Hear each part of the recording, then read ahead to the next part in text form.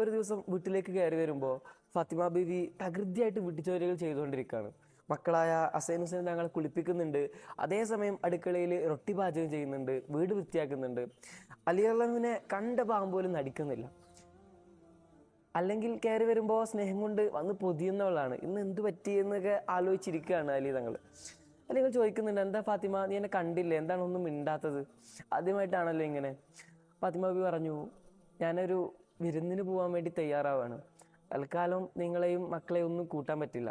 അലി അള്ളാഹു മറുപടി പറയുന്നുണ്ട്, ശരി പോകാം, പക്ഷെ എപ്പോഴാണ് തിരിച്ചു വരുന്നത്? ഫാത്തിമ ബി പറഞ്ഞു, ഞാൻ ഖിയാമത്ത് നാളാകുന്നത് വരെ തിരിച്ചു വരുന്നില്ല. ഈ മറുപടി കേട്ടതും അലി റളിയല്ലാഹു സ്തംഭിച്ചു നിൽക്കുകയാണ്. എന്താണ് ഫാത്തിമ നീ പറയുന്നത്? ആരാണ് നിന്നോട് ഇതൊക്കെ പറഞ്ഞത്? ഫാത്തിമ ബീവി കരഞ്ഞുകൊണ്ട് പറയാണ്, ഇന്നലെ രാത്രി സ്വപ്നത്തിൽ എൻ്റെ പുന്നാര നബി എൻ്റെ വാപ്പ വന്നു